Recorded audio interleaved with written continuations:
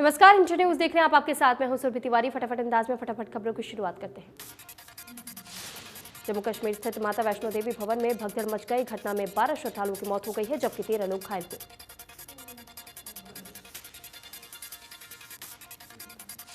जम्मू कश्मीर के डीजीपी दिलबाग सिंह ने बताया है कि किसी बात पर तर्क को लेकर के श्रद्धालुओं ने एक दूसरे को धक्का दिया, जिसके बाद से भगदड़ मच गई।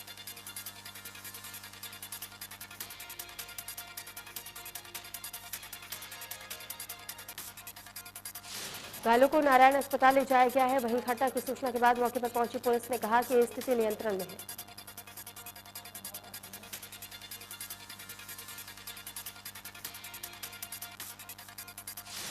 मृतकों में दिल्ली, हरियाणा, पंजाब और जम्मू कश्मीर के एक श्रद्धालु शामिल हैं। अन्य की शिनाख्त की कोशिश की जा रही है।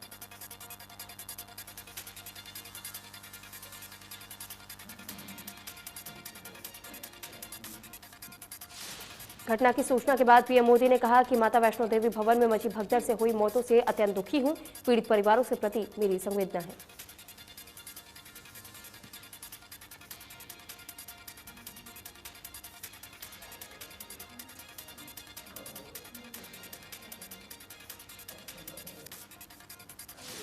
पीएम ने मृतक के परिजनों को 2-2 लाख रुपए मुआवजा देने का ऐलान किया है। वहीं घायलों को 50,000 रुपए मुआवजा देने का ऐलान किया गया।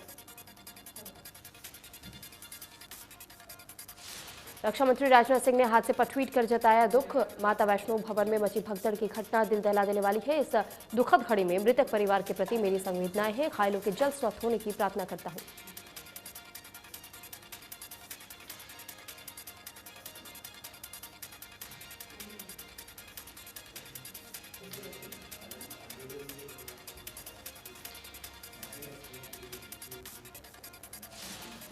राहुल गांधी ने हादसे पर दुख जताया है। ट्वीट कर लिखा, मृतकों के परिजनों को मेरी शोक संवेदनाएं हैं। घायलों के जल्द स्वस्थ होने की कामना करता हूं।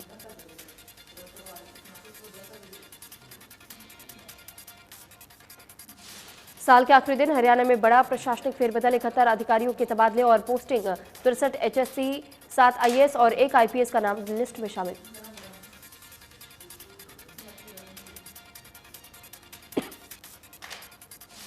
गृह मंत्री अनिल विज ने कहा कि मंत्रिमंडल में फेरबदल मुख्यमंत्री का विशेष अधिकार है। साथ ही उन्होंने कहा कि वे पार्टी के वफादार कार्यकर्ता हैं।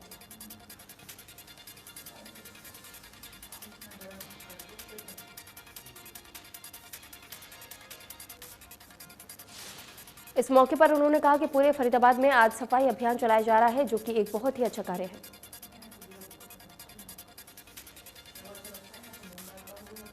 कैबिनेट मंत्री ने कहा कि उनका प्रयास रहेगा कि 2022 में स्वच्छता के ऊपर पूरा ध्यान दिया जाएगा और लोगों को भी इसको लेकर के जागरूक किया जाएगा।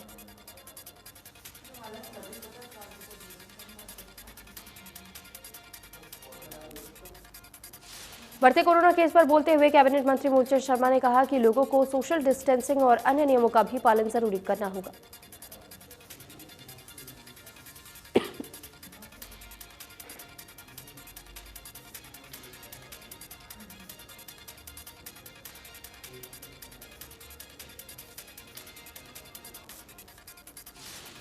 बीजेपी प्रदेश अध्यक्ष ओपी धनखड़ सहित बीजेपी के 130 पदाधिकारियों ने अंडमान में तिरंगा फहराया।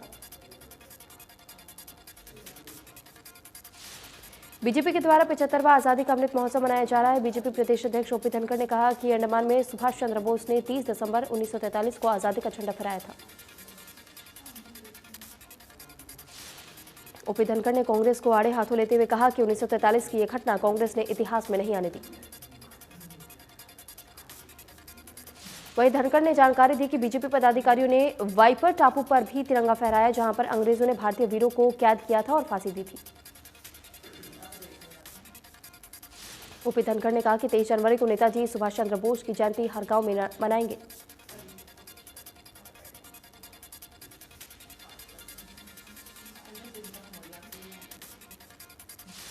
झज्जर के बादनी विधानसभा क्षेत्र से कांग्रेस के विधायक कुलदीप वत्स ने रोहतक प्रेस वार्ता में बड़ा खुलासा करते हुए कहा कि प्रदेश में युवा वर्ग नशे की जबरदस्त पकड़ में जकड़ते जा रहे हैं। कांग्रेस के विधायक कुलदीप वत्स ने कहा कि वो किसी भी सूरत में अपने हलके में नशा नहीं पनपने देंगे।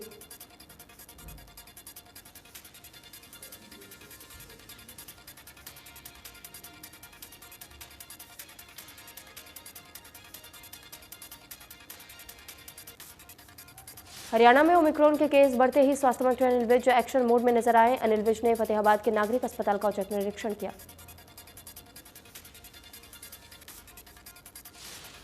इस दौरान स्वास्थ्य मंत्री अनिल विज ने कहा कि वे ऑक्सीजन प्लांट को लेकर के हर जिले में जाकर के निरीक्षण करेंगे। वहीं मंत्री अनिल विज ने कहा कि तीसरी लहर से निपटने के लिए पूरी तैयारी है। इसके अलावा बिना वैक्सीनेशन लोगों को 1 जनवरी से सार्वजनिक जगहों पर एंट्री नहीं दी जाएगी। देश में पिछले 24 घंटे में कोरोना वायरस के 16,764 नए मामले सामने आए। एक दिन में 220 लोगों की मौत हुई। देश में एक्टिव केस की संख्या 82,000 के पार। महाराष्ट्र में बीते 24 घंटे में कोरोना के 5,368 नए केस सामने आए हैं और 20 मरीजों की मौत हुई है। महाराष्ट्र में एक्टिव केस की संख्या 17,000 के पार। दिल्ली में पिछले 24 घंटे में कोरोना के 1,313 नए केस सामने आए हैं। एक दिन में 423 लोग ठीक हुए। दिल्ली में एक्टिव केस 3,081। नोएडा में एक दिन में कोरोना के 135 नए मामले सामने आए हैं। इसके साथ ही सक्रिय मरीजों की संख्या बढ़कर के 100 के पार हो गई है। हरियाणा में बीते 24 घंटे में कोरोना के 300 केस नए सामने आए हैं। एक दिन में 56 मरीज रिकवर हुए। प्रदेश में एक्टिव केस की संख्या 1,000 के पार। फरीदाबाद में कोरोना के 26 नए मामले सामने आए हैं, जबकि 7 मरीजों की ठीक होने पर घर भेज दिया गया है। ओमिक्रॉन के खतरे के बीच करनाल में विदेश से लौटे 100 लोगों की ट्रेसिंग नहीं हुई है। जिले में ओमिक्रॉन का दूसरा केस 6 साल के बच्चे का है। गुरुग्राम में कोरोना के 180 नए केस सामने आए हैं और 22 मरीज रिकवर हुए हैं।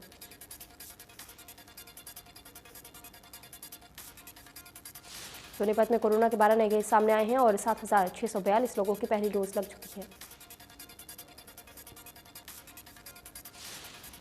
हिसार में कोरोना के 4 नए केस सामने आए हैं और 12,942 लोगों को पहली डोज लग चुकी है।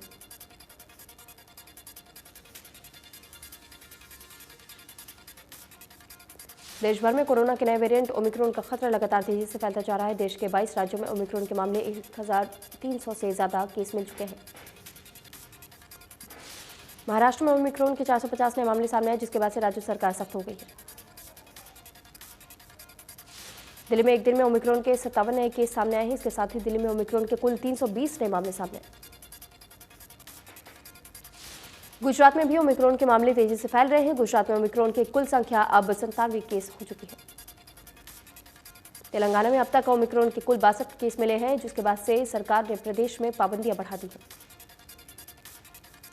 तमिलनाडु में ओमिक्रॉन के कुल 46 केस हो गए हैं। इसके साथ ही राज्य में हाई अलर्ट जारी किया गया है। हरियाणा में ओमिक्रॉन के 39 केस हो गए हैं। वहीं प्रदेश में 25 मरीज रिकवर भी हुए हैं, जबकि ओमिक्रॉन के 12 केस एक्टिव हैं। करनाल में ओमिक्रॉन का दूसरा केस मिला है। 6 साल का कोरोना पॉजिटिव बच्चा ओमिक्रॉन संक्रमित पाया गया है। बच्चे के पिता में पहले ही ओमिक्रॉन की पुष्टि हो चुकी है। बच्चे का परिवार पुर्तगाल से लौटा था, जो कि नीलोखेड़ी के बैरानी खालसा गांव में रहने वाला है।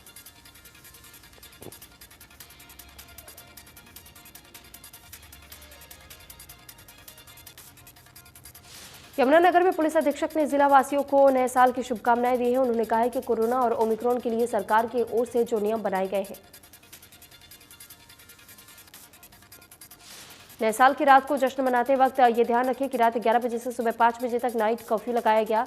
लोगों को रात के समय 11 बजे के बाद घर से बाहर ना निकले।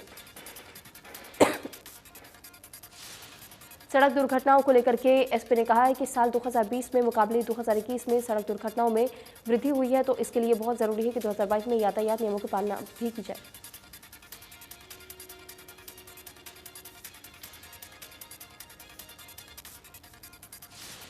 कैथल के उपायुक्त प्रदीप दहिया बिना मास्क के एक प्रोग्राम में देखे गए। पार्टी में वो जन्मदिन पर केक काटवा रहे थे और डीसी का ये फोटो सोशल मीडिया पर खूब वायरल हो रहा है।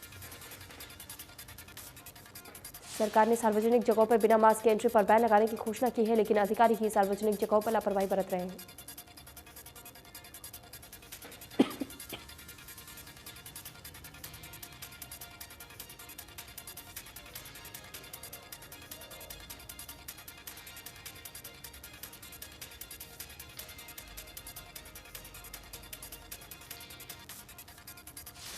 नए साल के जश्न और कोरोना गाइडलाइन की पालना पर कुरुक्षेत्र के पुलिस अधीक्षक डॉक्टर अंशु सिंगला साल 2022 के आवागमन पर शुभकामनाएं दी। पुलिस अधीक्षक डॉक्टर अंशु सिंगला ने कहा कि नियमों के तहत ही नया साल मनाएं, क्योंकि रात्रि कर्फ्यू है। किसी भी व्यक्ति को कानून हाथ में नहीं लेने दिया जाएगा और सख्ती से निपटा जाएगा।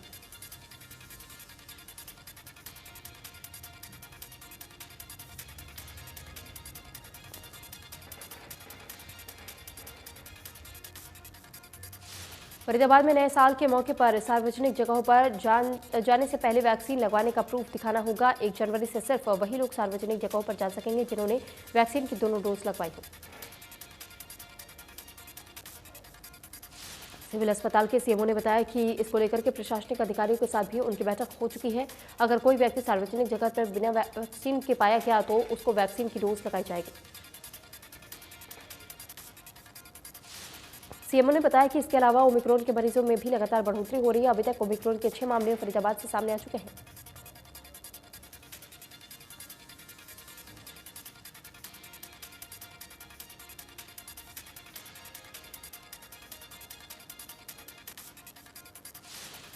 गुरुग्राम में 3 जनवरी से बच्चों को वैक्सीन लगाई जाएगी, जिसकी स्वास्थ्य विभाग ने सभी तैयारियां कर ली है। गुरुग्राम में जनसंख्या के आधार पर करीब 2 लाख बच्चों को वैक्सीन लगाई जाएगी, जिसके लिए स्कूलों में भी व्यवस्था की गई है।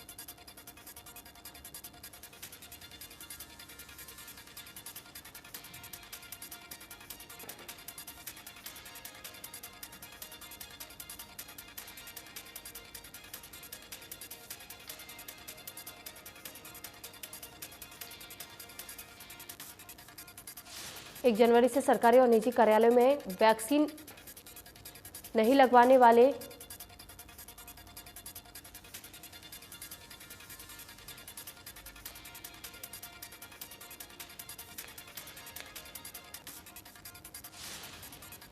रोहतक में सरकारी कार्यालयों के बाहर पोस्टर लगाए गए हैं, जिसमें कि लिखा है no vaccination no entry.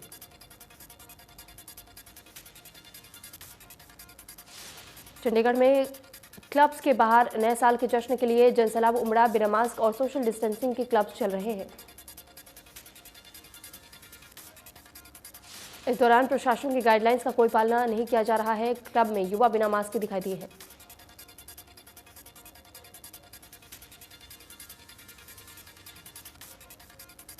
Jagadhri के अनाज मंडी में किसान नेता राकेश टिकैत विजय दिवस महापंचायत में शिरकत की और किसानों का धन्यवाद किया। वहीं जिला अध्यक्ष सुभाष गुर्जर के नेतृत्व में राकेश टिकैत को पगड़ी पहनाई और गदा देकर के युद्धवीर सिंह और रतन मान को शॉल भेंट कर सम्मानित किया गया।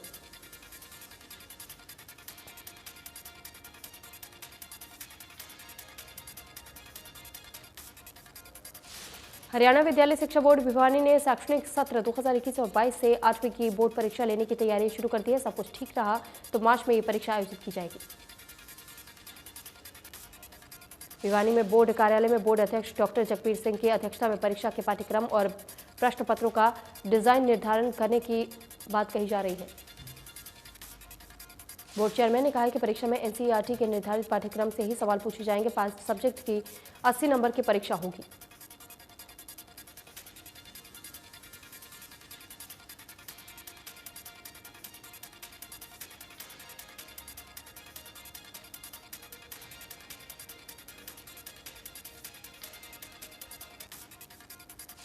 घरौंडा में 134 ए के तहत दाखिले की समस्या पर अभिभावकों ने एसडीएम और बीईओ का घेराव किया है।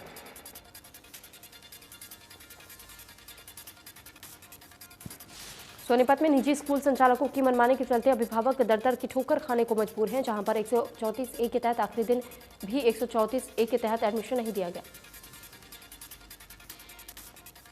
गुरुग्राम में शांतिपूर्ण तरीके से खुले में नमाज की गई। हिंदू संगठनों ने नमाज नहीं करने की चेतावनी दी थी। सेक्टर 29 में खुले में नमाज अदा की गई। पुलिस के पहरे के बीच नमाज की गई है, जहां हजारों की संख्या में नमाज के लिए लोग पहुंचे।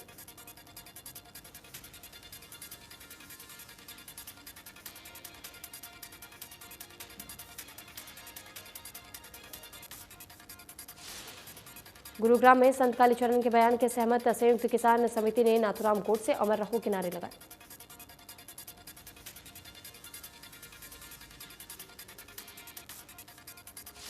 पलवल के राष्ट्रीय राजमार्ग 19 पर पुलिस बल के साथ अतिक्रमण हटाओ अभियान चलाया गया, जिसमें की दुकानें, खोखियों और रेहड़ियों को हटाया गया।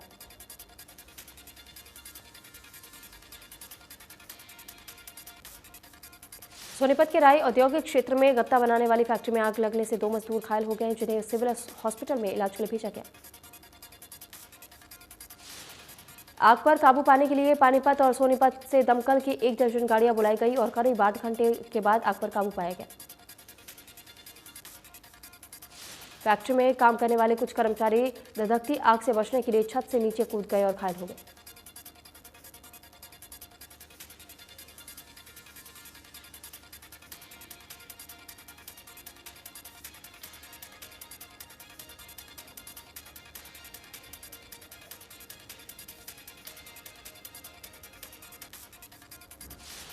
तो शाम खानों को और डाडा में करीबन 2 महीने बाद फिर रौनक लौट जाएगी। करीबन 2 महीने से बंद पड़े क्रशरों को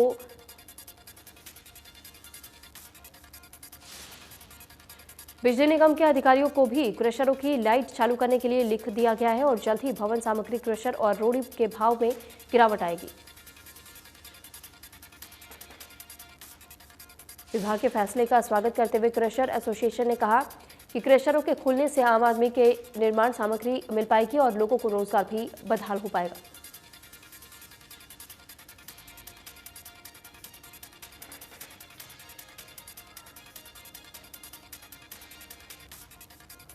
गुरुग्राम के सेक्टर 9 में बढ़ते पेट्रोल और डीजल के दामों का असर। एक हफ्ते में 2 बार बाइक से निकाला गया पेट्रोल।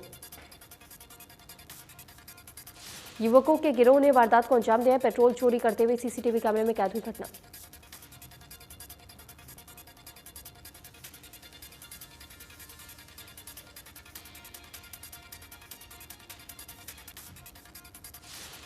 यमुनानगर शहर की दशमेश कॉलोनी में वाल्मीकि नेता राजेंद्र के बेटे को बाइक सवार 2 युवकों ने गोली मार दी, जिससे कि वह गंभीर रूप से घायल हो गया, जिसे निजी अस्पताल में दाखिल करवाया गया है।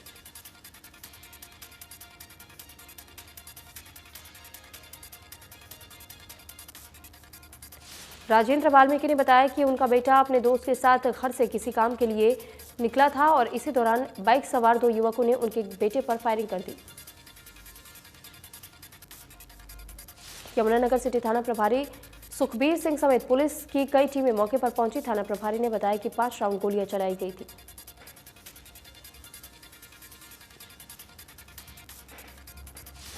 हिसार के उकलाना में प्रभुवाला रोड पर एक बड़े शराब ठेकेदार का गोलियों से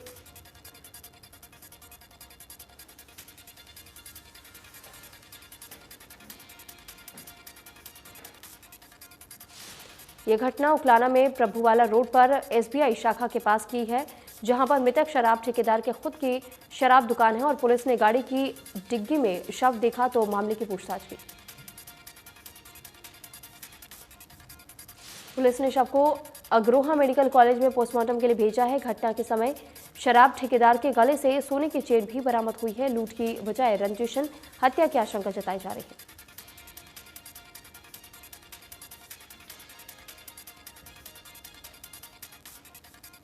फरीदाबाद की प्रेस कॉलोनी में एक व्यक्ति का शव मिला है। सूचना मिलते ही पुलिस मौके पर पहुंची और शव को पोस्टमार्टम के लिए अस्पताल भिजवाया। करनाल सीआईए स्टाफ ने नगर निगम के एएसई से ब्लैकमेलिंग कर 1 करोड़ रुपए के मांगने वाले 2 आरोपियों को गिरफ्तार कर लिया है। वहीं प्रशासन ने एएसई दीपक किंगर को सस्पेंड कर दिया है। पैसे लेने वाले पीए विकास शर्मा को टर्मिनेट कर दिया गया है। फिलहाल एसई का पीए और एसई दोनों फरार है।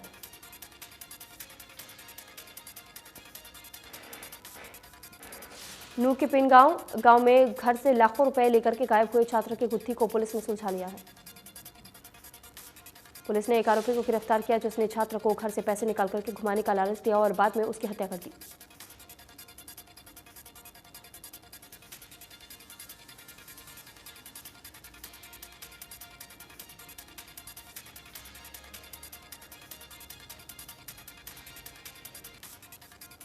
पलवल के लिखी गांव में एक शख्स का शव पेड़ से लटका मिला। सूचना मिलते ही पुलिस मौके पर पहुंची और शव को कब्जे में लिया।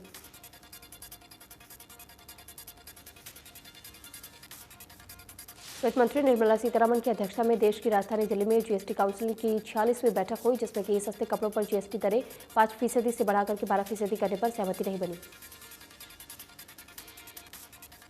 जीएसटी काउंसिल की बैठक में शामिल हुए कई राज्यों के वित्त मंत्री कपड़े और फुटवियर की इंडस्ट्री जीएसटी काउंसिल के सितंबर में लिए गए फैसले के खिलाफ रहे हैं।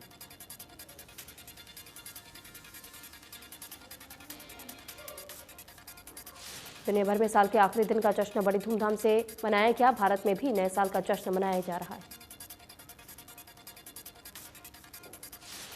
आम जनता के साथ साथ सीमा पर देश की सुरक्षा में तैनात बीएसएफ के जवानों ने भी अपने अंदाज में 2021 के आखिरी दिन का जश्न मनाया।